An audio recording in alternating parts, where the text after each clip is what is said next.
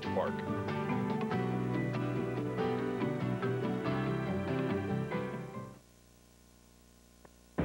Race, gender, governors, and generals. All that and more tonight on Washington Week.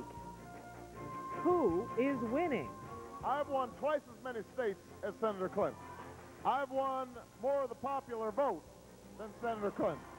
I have more delegates than Senator Clinton. I don't want you voting on a leap of faith. I want you to look at the record. I want you to look at the results. And then I want you to vote for the person you think can deliver that. And who's losing?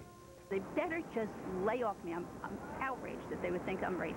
Absolutely outraged. I am resigning from the office of governor. Plus, the lead military commander in the Middle East steps down. What does that tell us about U.S. policy in Iraq and in Iran? Covering the stories, Michael Duffy of Time magazine, Todd Purdom of Vanity Fair, and Martha Ritz of ABC News. Celebrating 40 years of journalistic excellence. Live from our nation's capital. This is Washington Week with Gwen Ifill, produced in association with National Journal. Corporate funding for Washington Week is provided by... My grandma was like a superhero. Her superpower is giving. I think we all have something to give. Time. Money. Knowledge. The more you give, the more you get. No matter how you contribute, AARP can help. We know why we're here. To stand behind all who serve. To deliver the technologies vital to freedom. To help hope to those in need. The globe, the people of Boeing are working together for what matters most. That's why we're here. Thanks to an ongoing commitment by America's mining companies, more than 2 million acres already have been reclaimed. You can learn more about reclamation and modern mining at nma.org, the National Mining Association. Additional corporate funding is provided by Constellation Energy. Major funding for Washington Week is also provided by the Corporation for Public Broadcasting and by contributions to your PBS station from viewers like you. Thank you. Once again, live from Washington, moderator Gwen Ifill. Good evening. Perhaps we should not be surprised that this historic election, sooner or later, was going to turn to debates over gender and race. But like everything else in this wild campaign year, the debate turned suddenly fierce fast. Credit the latest turn of events to Geraldine Ferraro, the former New York Congresswoman, former vice presidential nominee, and steadfast Hillary Clinton supporter, gave this interview to the Torrance, California Daily Breeze last week in advance of a speech she was due to give. If Obama was a white man, she said, he would not be in this position. And if he was a woman of any color, he would not be in this position. He happens to be lucky to be who he is, and the country is caught up in the concept. Obama, of course, called this ridiculous, and Ferraro gave up her volunteer role in the Clinton campaign. But one is left to wonder, what was this really all about? Michael, pull back the veil. Explain. Well, in trying to explain a week like this, Gwen, it's probably better to plot a course from the reality of the campaign to Geraldine Ferraro rather than Ferraro back to reality. There's I think, good news and bad news for Barack Obama in general. He's ahead in the delegate count, he's ahead in the popular vote count, but he's been watching his support among white voters in the last couple of weeks fall.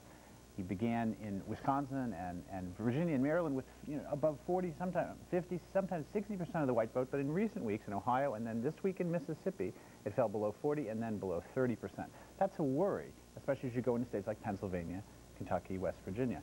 Meanwhile, Mrs. Clinton has almost the opposite problem. While she's holding fine with white votes, she's seen her share of the black vote really fall through the floor. She was getting 3 in 10. Now she's down, in the case of Mississippi, to 1 in 10. And she knows that if she gets the nomination, she isn't going to do very well in the fall without black votes. And it's into this environment that Geraldine Ferraro either stepped or stumbled, depending on your point of view this week, suggesting that Obama wouldn't be where he was if he were. Now, right after Geraldine Ferraro stepped or stumbled, then skeptic would say, coincidentally, we heard, came to light, some videotapes of Barack Obama's former pastor, who has said very inflammatory things from his pulpit. The question as I look at all of these things playing out, Todd, is whether all of this dust, first of all, is it helping anybody? Is it hurting anybody? And how much of it can we know is by design, and how much of it can we know is just happens to be spilling out now? I think most of it happens to be spilling out now. My general theory of politics is politicians couldn't conspire to tie their shoelaces just like we reporters couldn't. But I mean, some of it is deliberate in the sense that it works to a certain degree to buttress Mrs. Clinton's support among white voters, to put the focus on the fact that Senator Obama is not doing very well among white voters. That is a self-fulfilling prophecy then sometimes. But I think it risks hurting both of them in the longer term, and hurting the Democrats against Senator McCain in the fall, possibly very badly. You've covered Geraldine Ferraro off and on in different jobs for over the years. Was this a surprise to you that she was so tough and so unrelenting? Not really, because she's a pretty fierce person. She's is what she is. She says what she says. She's the Edith Piaf of American politics. She doesn't have any regrets. And I think she also feels, as a woman, she feels tremendous solidarity with Senator Clinton, and she feels that it's still easier, she's said as much, that she thinks it's easier to be sexist in our society than it is to be racist. So I think some of this is probably an overreaction to what she sees from her life as a 70-something-year-old woman from Queens. Michael, when you talk about this split, which seems to be developing, and I'm not sure if Mississippi is the perfect example, but just for the sake of argument, where do white voters go if they are alienated from voting for Barack Obama? And where do black voters go if they are alienated from voting for Hillary Clinton? Well, that's one of the things that is shaping up as a dilemma for the party as a whole. You've seen at the same time that these trends have happened on the racial votes, you've seen dissatisfaction by some Clinton supporters increase. They're less satisfied with Barack Obama, and vice versa for Obama supporters. At the same time, John McCain's positives are rising among Democratic voters. So that creates the possibility, obviously this continues the way it's going, that we'll see if Barack Obama, say, is nominated, more white votes go to the Republican Party. I think the other piece that's worth noting is that while it's hard to determine what of this is orchestrated and what isn't, there's a widespread feeling in Obama's camp that there have been a series of these moments by Clinton surrogates since really before South Carolina, all the way through, each time dismissed by the Clinton campaign as a gaffe or a misstatement or a mistake. Billy Shaheen, Bob Johnson. Bill Clinton. And Mrs. Clinton herself repudiated it, I think, and regretted it, but it also took them 2 days to broom her off the stage. They didn't seem in any particular hurry to do that. And that has engendered bad feelings on both sides. And if you ask Obama's camp, they'll say, well, this is hurting us. Well, what about Obama's reaction? Watching Obama's reaction this week, I had to wonder whether some people thought maybe he should have come back harder, come back in a different way. Yeah, they do. I think there are people on both sides of this. All through Obama's campaign, he's been very controlled and very careful when talking about race, trying to move past it, trying to transcend the issue. He says to his staff on a regular basis, stay focused, stay cool, don't overreact to this. It's their theory that the more this takes place, the better it is for them, but I think they actually are worried that it is having a... Todd, does the Obama campaign or does the Clinton campaign, do they have a strategy in their hip pockets for rising above this dust that they're stirring up, or are they just going to play it as it lays and hope that one person's standing at the end? Well, look at where they are in speaking. I think Mrs. Clinton is served by raising a cloud of dust. I mean, it's like a football game, a lead in a cloud of dust. Senator Obama's whole political career has been based on not falling for the sucker punch, not doing the traditional thing, rising above traditional politics. So what makes this very dangerous for him is if he gets in there and he's counterpunching too hard, then he looks like a conventional politician, which is the last thing he can afford to be.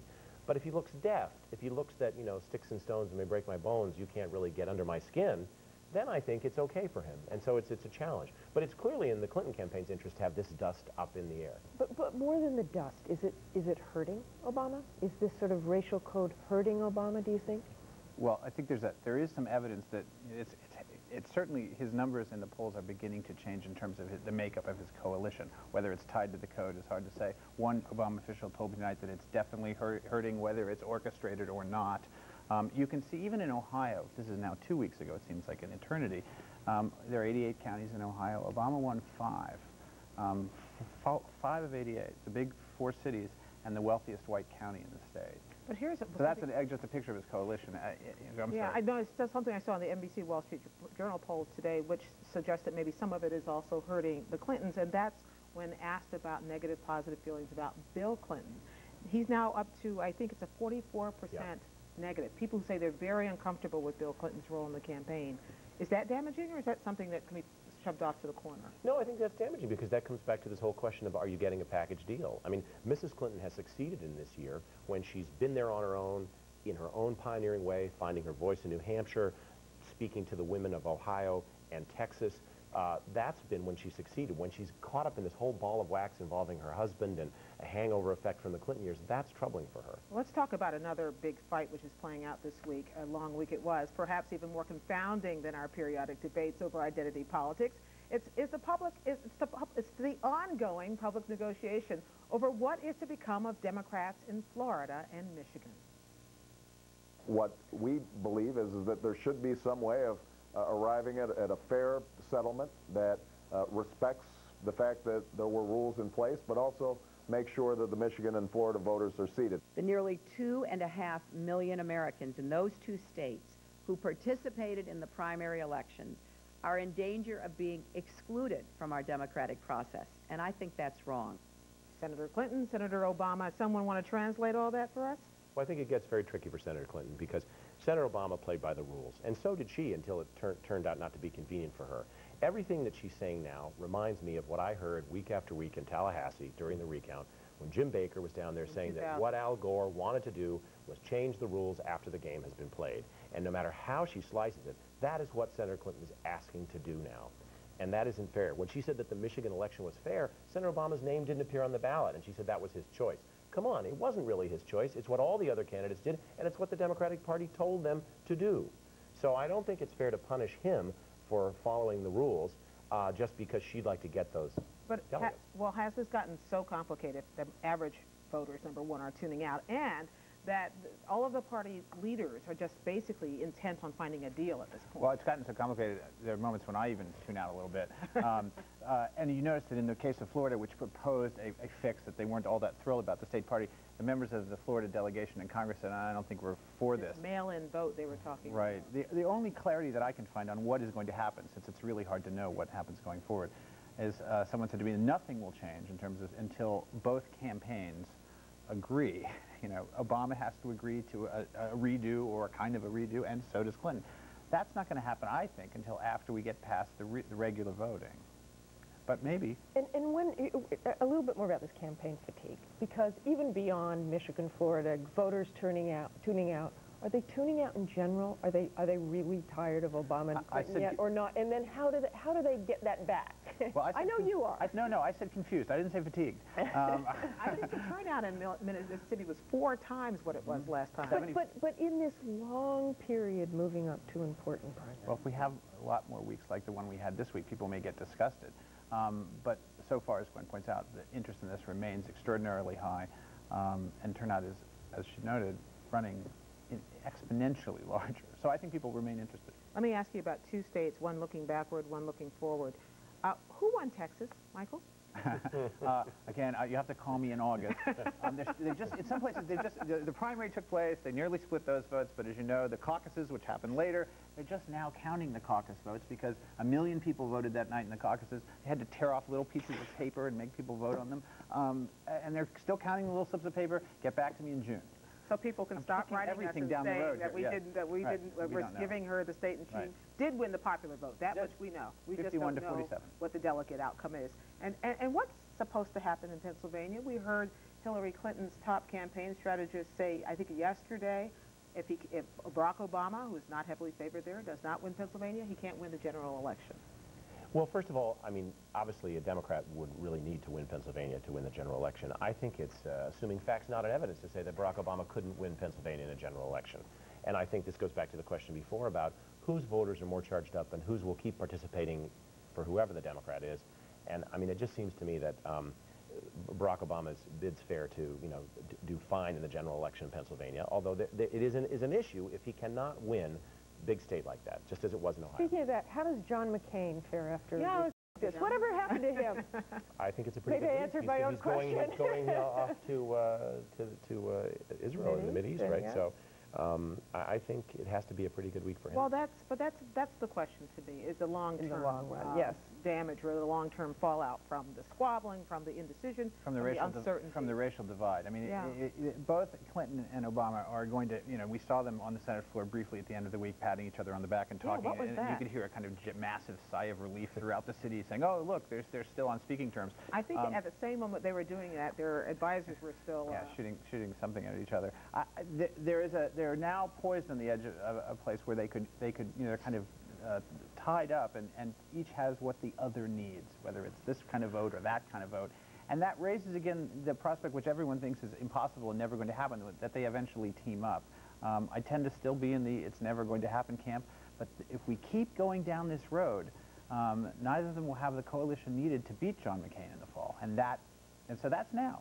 If we don't think that's true about this election, is that just as things heat up, they pull back and then they heat up again. Okay, but that wasn't the only subtext. There's another one going on in this week's political debate. Senator John McCain, that guy we mentioned, you remember him, the Republican nominee, he said he, not Clinton or Obama, would be best equipped to answer that ringing White House phone. Remember the ringing White House phone? Both Democrats responded by rolling out military supporters to attest to their abilities. This, even as the top military commander in the Middle East stepped down amid questions about his support of the U.S. policy he was supposed to be carrying out. We'll start with those political generals. Martha, do they help? Well, one question I had this week is you had the Hillary Clinton campaign talking about all these 30 generals and admirals and trotting them out, and then I know a call went out from the Obama campaign saying, we need generals, we need endorsements. They had a couple of guys from the Air Force, let's remember we're in a ground war.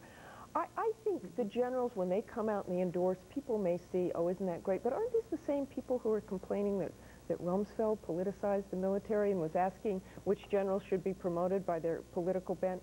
I think the general feeling among the military is that it is not a good idea to have the members of the military, senior officers, endorse candidates. Advise, yes. They all need advice. But if you give Obama advice and you're a senior officer, give Clinton advice, give McCain advice if he wants it. But trotting these guys out in a political scene just reeks to a lot of them as using the troops as a prop, which they were always accusing George Bush of doing as well. These are retired, so you're kind of suggesting a lifetime ban. Well, let's face it. Why are they being called? They're not being called because they were picking olives for 30 years. They're being called because of their military experience. They do not set policy. They execute policy while in the military. I know a lot of people say junior officers, if they look up to their senior officers and think, well, I wonder which way. Maybe we can read him because maybe afterwards he's doing this. And civilians, it is civilian leadership of the military. But aren't they valuable in the same way that the mayor of Aliquippa, Pennsylvania is valuable only for the next 2 weeks? You know what? 5 weeks? The American public puts the military so far above the rest of us, mainly because they're not politicized. But let me ask you this, I think you might damage that institution, and believe me, this is a big debate among a lot of people in the military.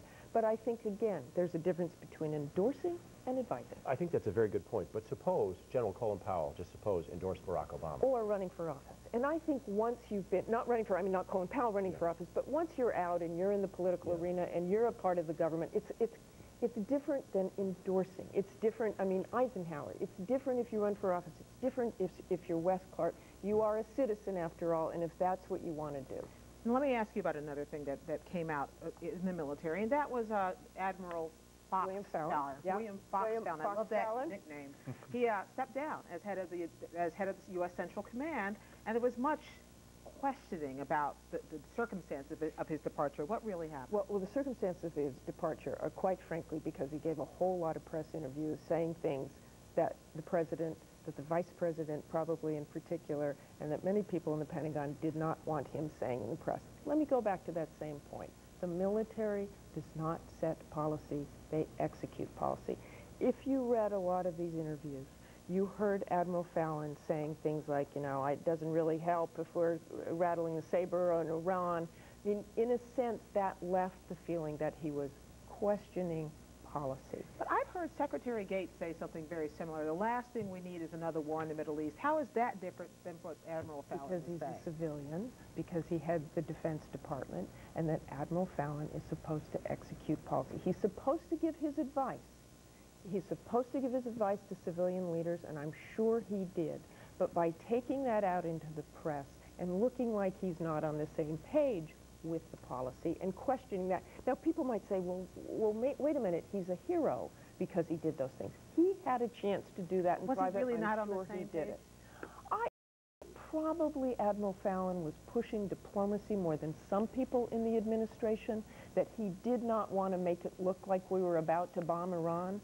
And I think there are many people in the administration probably who think that's just fine for Iran to think. Tell us how a four-star sink who has been through the military for 30 years gets to this point and makes this kind of a mistake, knowing that he's supposed to know that. That's a really good question. How did he do? I mean, I think in some ways the Navy may be different in how they train, and it's you out there alone, and it's you've got to do this.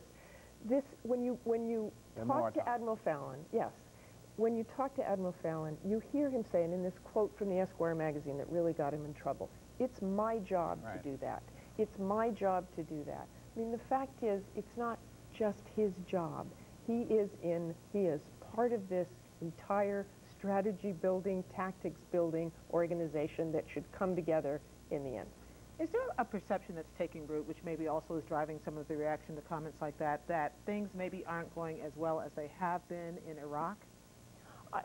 With the comments the from... surge and with the uptick in violence. Well, I'd say against that background with Iraq, I don't think that had really that much to do with it. I think the administration is pretty much thrilled with the way things are going in Iraq right now as far as the surge is going. The one thing what's really stood out to me today is an interview in the Washington Post with General David Petraeus, and he talked about the Iraqis not doing their part politically. Now, we've talked about that 100 times around this table. Everybody has. But Dave Petraeus does not say that. He does not pressure the Iraqi government in public, which tells me things aren't going that well in private. Well, Martha, next week, the Iraq War will have gone on for 5 years, which is by more than a year longer than the United States involvement in World War II. Almost 4,000 dead.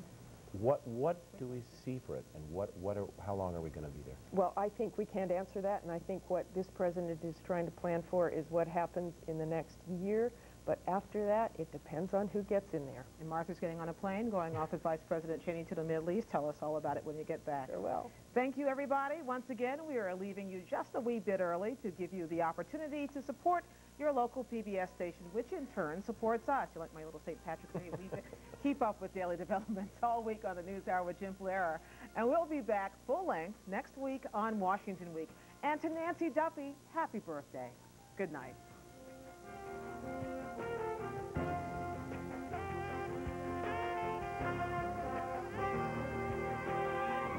Washington Week was produced by WETA, which is solely responsible for its content.